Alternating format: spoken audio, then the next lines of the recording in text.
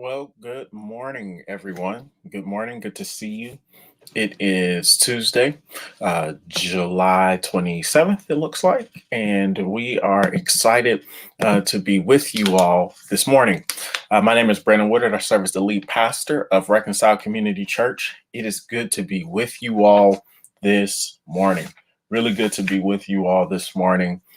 Good to be here. Would you do me a favor? Would you like and share this post for me? Like and share this post as it helps us to be an encourager. It helps us to be an encourager. Good morning to you, Miss Pat. Helps us to be an encourager to those who may just need a little bit of encouragement on this day. I know for our family, especially my extended family, encouragement is always needed, especially in times like now. And so, just want to be a reminder for us. I don't know about you, but I've come to enjoy these times greatly. I'm excited when I wake up in the morning because there's an opportunity for us to really come together with the word at the center, and there's something about starting our day with the word of God. If you wake up and the first thing you do is read the news, that will set the trajectory of your day. Usually if that's the case, you're probably getting inundated with a bunch of negative stuff, and hopeless stuff. And if that's the case, you're setting your day and starting your day with the first things that you're seeing being that of negativity and brokenness. You start your day on social media. And let's say you start your day before this, devotional, and so you jump on and you're just scrolling. You may end up finding yourself starting from a bit of a deficit. What do I mean? You may get up and you may see people who are living life, and it may seem as if they have everything and you don't have anything. And so you start your day from this deficit of feeling like you're not valuable, that you're not good enough. If you start your day with your to-do list, you look at that thing the first day, the first thing you see in the morning, it's going to set the trajectory of your day. Why? Because you're going to set yourself up with this perpetual state that you always have to do something, that it's never enough. You see, what you set your time and what you set your what the first thing that you allow yourself to experience is what usually helps us set our day. And so we want to set our days. We want the first thing that we are inundated with is the scriptures. Excuse me. Why is this? We do this because we want to make sure that the Lord is telling us how we set our day, that we're reminding ourselves that we're human beings and not human doings. We're reminding ourselves that we are valuable and loved. We're reminding ourselves that God loves us and that He has invited us into this wonderful kingdom of God. We're reminded of our relationship with Him. And it's this relationship that leads to life and fruitfulness and all the things that we are striving for. It comes from this relationship that we have with God. Just to give us just a framework, why do we do what we do? And again, this is an opportunity for us. Here we believe in the idea of personal devotion, person who is committed to their relationship with God. And so these devotionals every morning, it's our attempt to help model what this looks like for you. What would it look like for you to have a relationship with God that's thriving and long lasting? It's intentionally coming to the scriptures to hear from God. And so that's what we do. If this is your first or second time with us, we've been walking through the Gospel of Mark. We've been walking through the Gospel of Mark. In fact, I don't think I have one of the journals with me, but if you would love to get your hands on one of those journals that we have, let me know and I will get it to you. I know I have one that I have to put in the mail. I know I have one that I need to put in the mail. Let's see. We've been walking through this for a minute. Last week we started and we were reading about the Syrophoenician woman, about the crumbs that she asked for. Remember that utter dependence on the Father, and that's something that we saw. Today we're going to finish up chapter 7. Today we're going to finish up Mark chapter 7. So Mark chapter 7, verse 31, it starts off this way. It says this: again, leaving the region of Tyre, he went by the way to Sidon, to the Sea of Galilee, through the region of the Decapolis. They brought to him a deaf man who had difficulty speaking and begged Jesus to lay his hand on him. So he took him away from the crowd in private. After putting his fingers in the man's ears and spitting, he touched his tongue. Looking up to heaven, he sighed deeply and said, Elephataph, that is, be opened. Immediately, his ears were opened and his tongue was loosened, and he was able to speak clearly. He ordered them to tell no one, but the more he ordered them, the more they proclaimed. They were extremely astonished and said, he has done everything well. He even makes the deaf hear and the mute speak. It's almost becoming like a broken record, isn't it? It's absolutely nuts. It's mind-boggling what Mark recounts and what he's sharing with us uh, in this gospel account. It is fascinating what we see. Now, remember, just to set the stage in chapter 7, because we've been walking through here. We're 7 chapters in. Here's the thing that's beautiful. This passage starts out and Jesus is trying to get them to understand, hey, look, man, don't be like these religious folk. Don't be like the Pharisees, who are more concerned about outward appearance and not dealing with their hearts. They're much wanting you all to see them, quote unquote, put together in public, but man, their private life sucks. He said, don't be like that. Don't just be about keeping the rules if your heart's not in it. Don't do that. That's like somebody who out in public seems like they have it all together, but at home they're a horrible person. Their family doesn't want to be around them. He's saying, like, don't fall for that. Don't be that type of person. Don't say that you love me out in public, but then you don't want nothing to do with me in private. He's saying, don't do that. We see this move now in the middle of chapter 7, where he begins to talk about this woman and this interaction with the Syrophoenician woman.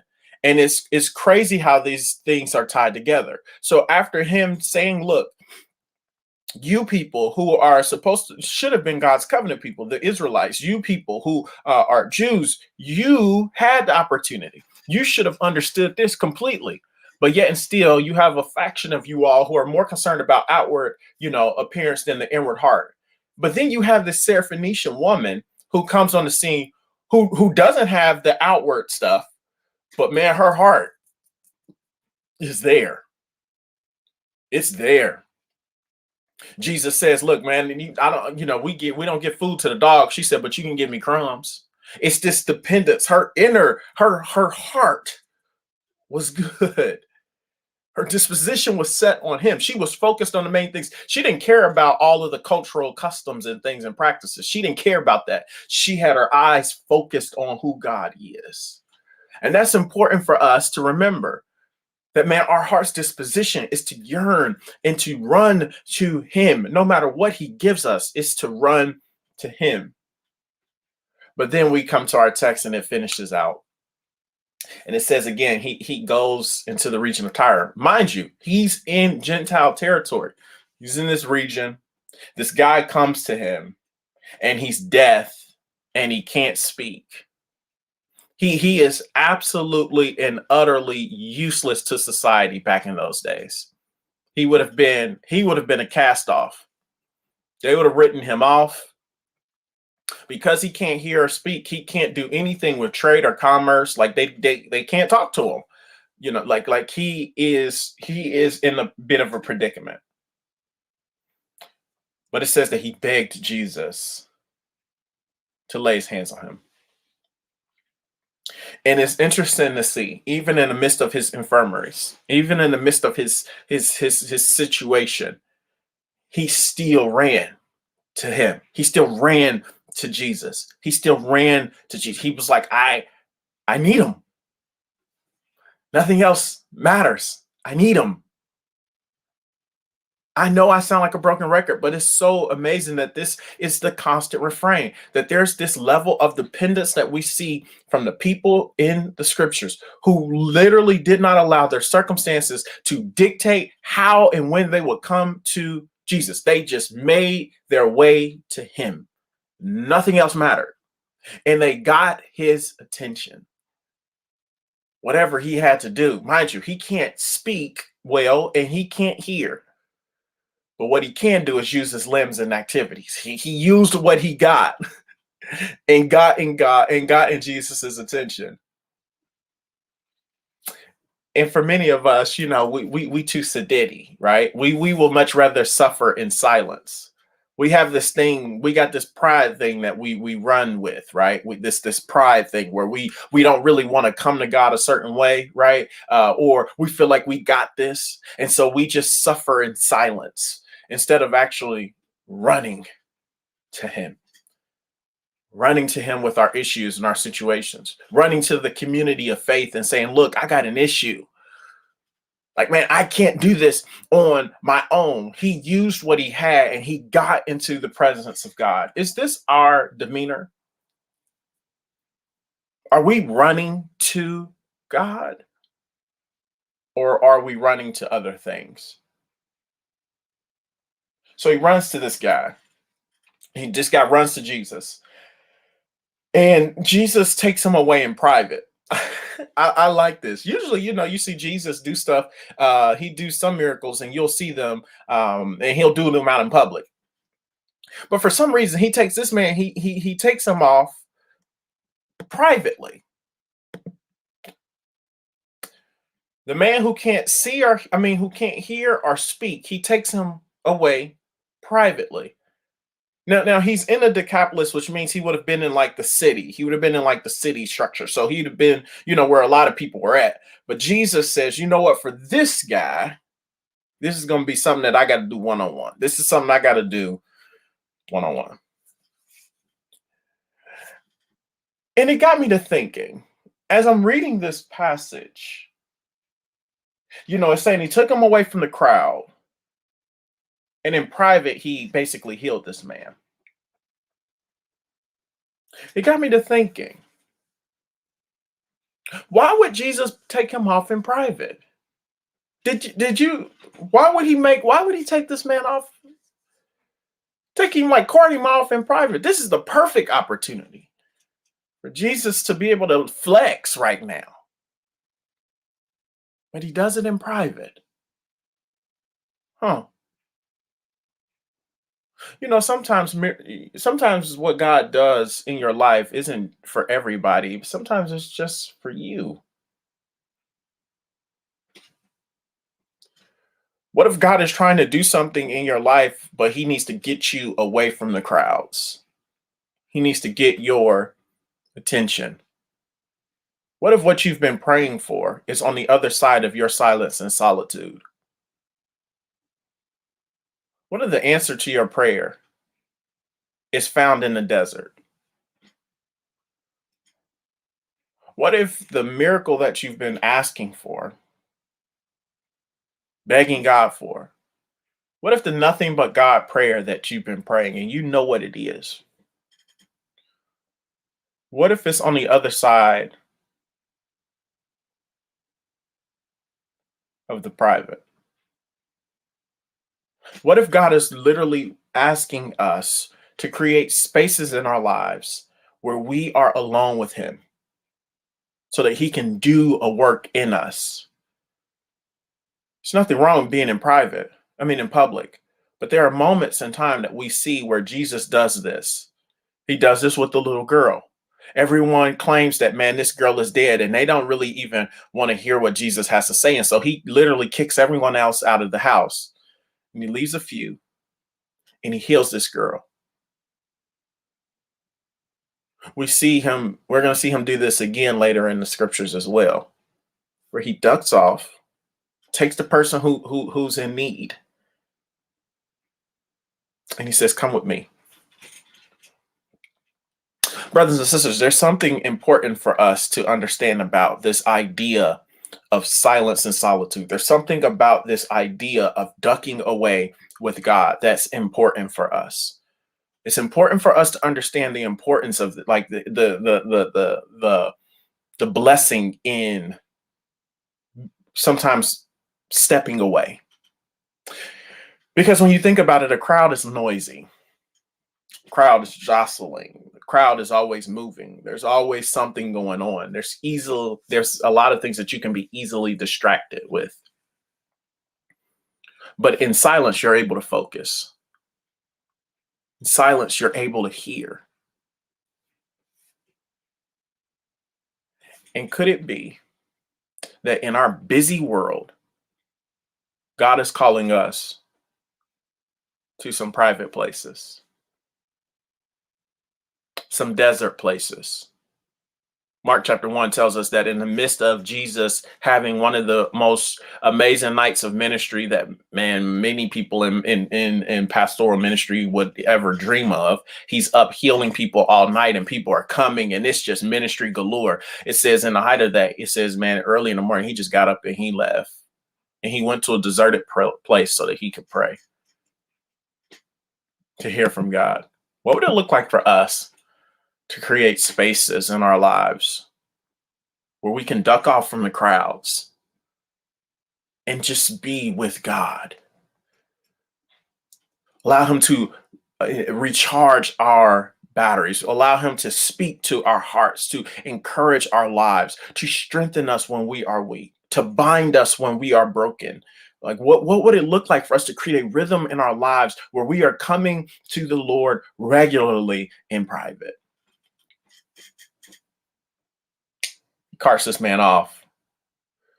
But then I love it. The text says, man, and it's crazy. It says like he listen to what it says. It says after putting his fingers in the man's ears and spitting, he touched his tongue. Looking up to heaven, he deeply sighed and said to the man, the word there, and it says, be opened. Now, if you were around, you would have been like, whoa, what in the world? I mean, he's sticking his fingers in his ears, he's spitting, he's touching the man on his tongue, and like it's just, it's kind of gross, right? It's kind of gross. Uh, but he looked up to heaven, he touched this man, and the miracle is this man is healed. It said that his ears are open and his tongue is loosened so that he can begin to speak clearly. He literally restored this man back to being a contributor in society. That's the miracle. This man couldn't speak or hear, but now he could hear and speak. He is now back a contributing member of society. He made this man whole, which is amazing. But then here it is again. Jesus tells him, look, don't say nothing. But all the more, the text says, he keeps saying something. Now we shout about this, right? We shout, and I think there's on two fronts we can see this, right? There's two ways you can see this. One, you can see it as, man, he's been blessed by Jesus so much so that he can't keep it to himself. So he's like, I gotta share. I gotta share the good news every time that Jesus, and it must be that Jesus sees this guy and is like, yo, chill, and he's just constantly going. But Jesus did this for me. Jesus did this for me. And there's something about the testimony of those when God has moved on your behalf, there's something like fire shot up in your bones where you can't keep it to yourself. We all know that. You've all probably experienced those moments where God came through. It could have been a check in the mail. It could have been a job that you needed. It could have been healing in your body. It could be a relationship restored. You could have got that boo that you've been wanting. Whatever it could be. Like it was when God moved. Couldn't keep it to yourself. On one hand, I get that. We share. It's an awesome opportunity for us to share. But on the same time, on the other hand, Jesus is commanding them to be quiet for a reason. Remember, every time that he did a miracle and they spoke, it meant the crowds got into a frenzy. When the crowds got into a frenzy, that meant that, man, at times Jesus couldn't continue to on in those areas, which means that there was ministry that could have potentially took place, more people whose lives could have been impacted, but they couldn't get reached because the crowds ended up becoming ravenous, because the crowds really only wanted Jesus's hands. They didn't want to hear about the kingdom of God. They just wanted the miracles. They didn't want the messenger. They didn't want the Messiah. They just wanted what he could do. They just wanted his gift. They just wanted the miracle. They didn't want Jesus. They wanted what he could do for them. And it's almost like it wrestles up a angry hornet's nest. This is what they're doing. Like, and Jesus is like, shh, be quiet. Which is true, because sometimes you got to be careful with who you share the blessings that God is giving you with. Not everybody is on your team, and not everybody is going to be excited that God moved in your life in a certain way. Some people may not. Some people may not. Some people may not actually, get down with the get down, as they say. But in this particular instance, we see the crowds begin to see Ray Ray walking around. And they like, look at Ray Ray. And he's like, what's up with me? And they like, what? Oh, snap. And the text ends and it tells us that they were extremely astonished. Now, we've always seen them say astonished, but now they're saying they were extremely astonished. What in the world is this? And it says, I love it. He has done everything well. I like that. I like that. You serve a God who does everything well. But he's not doing it on my timeline. He does everything well. But I'm still in the midst of this mess, and this is not, he does everything well. I can't trust him because of this and the other. He does everything well. The tension that we face as finite beings is that we try to make an infinite God fit into our finiteness. We want us, in other words, we want him to move when we want him to move. But as one pastor would say, God is really early, never late. He's always right on time. Which means that whatever what's happening in your life, God is there. He's allowing things and setting things up. He's moving in places that you ain't even there yet and don't even know exist. He's there and he's making things work. He is in the perpetual state of isness. He's in all things at all times. He knows what he's doing even when you don't. And so when it feels like God is not present, we have to be reminded of the promises of God, that he is moving where we can't see. And as this text says, he does everything well. And so that may mean that it leaves us in God's proverbial waiting room. But the waiting room is a good thing. God does everything well. And if God does everything that well, then that means that he's literally fulfilling that promise in Philippians 1, that promise that we see in Romans chapter 8, where it says that he will complete a good work in you, and at the same time that all things work together for those who are called according to his purposes. It just means that you may be in his divine waiting room. I'm gonna end with this. Listen, so one time I went to Montana. I know it's crazy. Black man went to Montana. I did. It was a fun opportunity. I got to get together with some of my brothers who went through a residency program in Memphis with me. We spent some time with our mentor, Pastor Brian Loritz. It was fun. We had a good time. But y'all know me, I'm cheap. And so I got this plane ticket that reminded me of how cheap I was. I had like a 30-minute layover. And so I'm coming from Montana. There ain't that many flights going into Montana, going back to Cincinnati. And so I can't remember where I was supposed to, where we stopped in the middle to connect. But needless to say, it was tight, real tight. And so when we landed, I remember being in B1. When we landed, I had precisely 15 minutes to get to my gate before they would close that door. I'm thinking to myself, okay, B1, we'll probably be in B15 or something like that. And it looks like a small airport. So I think I'll be able to make it. I'm gonna have to hustle a little bit, but I'll be able to make it. We land. They're taking a little bit longer to let us out. And so now that 15 minutes is starting to creep down to more like 10. So now I'm a little bit sweating, but I'm thinking to myself, it's okay. I won't have long. I get off the plane and I have about 7 minutes now. So I'm sweating. I asked them, where's the connecting flight to Cincinnati? Y'all, they tell me that my flight is leaving out of B52. So now I'm like, this is impossible. But remember, I ran track. So I had my one good race in me. So I go sprinting. I have my luggage in my hand. I literally pick that thing up. I got flip flops on, so I pop them boys off, and I'm hauling. I'm running. I'm knocking over people. I'm like spin moving over people. I'm doing whatever I can to make sure that, man, I can get to my gate. I'm hauling. I mean, I am knees up. I'm sweating. It look a mess. I'm like just running. I'm running. I'm running. Looking up at the time like, Lord, please don't let me miss this. I finally get to my gate, and I promise y'all, I probably got a minute to spare. And I'm like, I'm here, I'm here, I'm here. I know y'all was calling my name. My name's Brandon, blah, blah, blah, blah, blah. And I'm exhausted. I look a mess. I'm sweating. I think, man, my socks all dirty. My bag is like, all messed up. My shoes I just look a hot mess. But then I'm hit with this reality. Man, everybody is literally sitting right there at the gate looking at me. I'm thinking to myself, I'm about to miss my flight.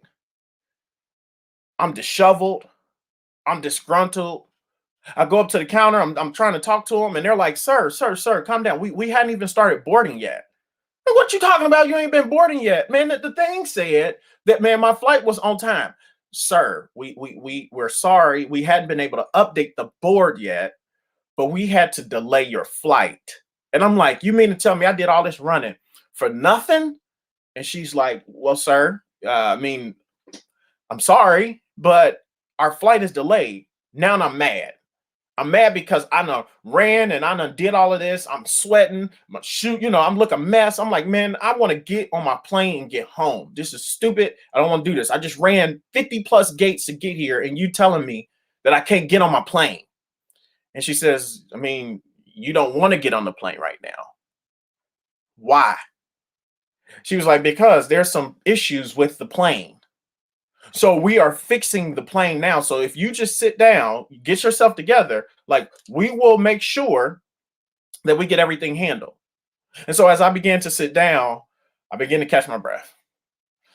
And it was during this time in this waiting period, in this delayed waiting period, in this airport, where I was able to get myself together, realize that I hadn't eaten all day, so I can get something to eat. I can, fix myself up. I could rest a little bit. I also had enough time to begin to do some work that I knew that I needed to do before I got back to where I was going. I was able to use this waiting period to be productive. Time that I thought I didn't have, I had. And I was able to use that time wisely. But not only that, we got on the plane. They told us about the mechanical malfunctions, but they also said it was a blessing that we were delayed and that we had mechanical issues because there were storms ahead of us that we would have had to go through that would have caused a bunch of turbulence.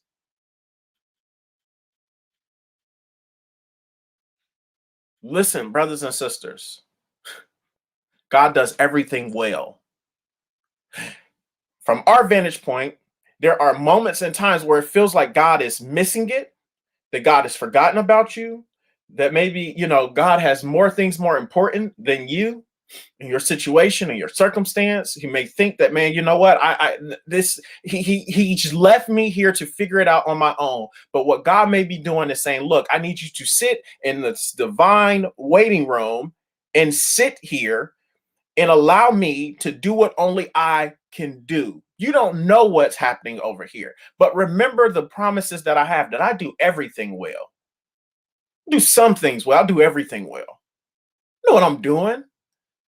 That's why it says his thoughts is not our thoughts, his ways are not our ways. We don't understand who God is and what he's doing fully. And the reason why I know this to be the case is because we always run from him when we don't have what we think we need. But God always gives us exactly what we need when we need it. So, brothers and sisters, I mean, the question for us is, man, look, what is our posture when it comes to our relationship with God? Are we going to constantly keep punting from him when he's not giving us what we need? Or are we going to run to him all the more, knowing that, man, look, he is with us? That's the beauty. He is with us. That we can have hope in our day because we have a relationship with the God who hung the moon and the stars in the sky. And if this is true, why not run to him? Why not develop a relationship with him? He heals this man. And the people say that he does everything well.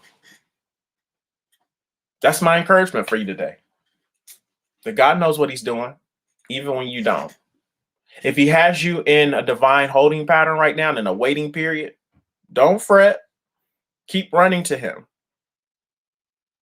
God is doing the work. And we may not see it right away. We may not understand it in the moment. But he's with us. He does everything well. He does everything well. Brothers and sisters, good to be with you all. Good to be with you all. Hopefully this was encouraging for you. Again, we were in Mark chapter 7, verses 31 through 37. For those of you who jumped on late, glad that you are here. Listen, this Wednesday, tomorrow, we have our second class in our membership pathway called Reconcile Connect. The people, man, I want to encourage you to check it out. Go on our Facebook page. Tell us you're going. It's a Zoom call. It's going to be so fun. We get to share what is it that we long to see people who are members of Reconcile Community Church. What do we want them to be about? What do we want their lives to consist of? And so I'll give you just kind of a little tidbit. We want to be known for our rhythms of grace and rhythms of connection. I'm telling you, that's all I'm gonna give you. If you want to hear more about it, I promise you, it's going to be fun. So tomorrow, 7 p.m., you'll see the event on our Facebook page. Let us know that you're coming. We'll make sure we send the link out for you that evening so you can jump on and hear. Even if you don't want to be a member of our church, that's okay. Man, it would be great for you to check that out to hear more about our church. If you want to be a member, there are 3 classes that you got to take in our membership pathway. And so this is class number 2. This is class number 2, the people of Reconcile. I'm telling you, man, it's going to be fun. It's going to be fun. Yeah, it's going to be super fun. It's going to be off the chain. Also, this Sunday, we have our virtual gathering. And so remember, the first Sundays of every month, we meet virtually. And so we'll have our virtual gathering at 4 p.m. It'll be streamed on Facebook and YouTube. And so you can invite your friends on either of those. Again, we have a treat for you on this Sunday. Super excited about that. I'm super excited about this person potentially being able to help us on that day. And so super excited about that. Again, as always, if you feel led to give to our church, thank you so much for your gifts, your faithfulness to just giving and blessing the church. Because of your faithful gifts, this Friday we get to take part in helping out with a vacation Bible school that's taking place in our community. And so, special shout out to St. Monica Center and Pastor Mike for the opportunity. So we'll be providing some lunch and I think breakfast for the kiddos there. And so, because of your gifts, we're able to do amazing things in our community like that. And so again, thank you all for all that you do. I hope that you have an awesome Tuesday. Have an awesome Tuesday. And I look forward to seeing you all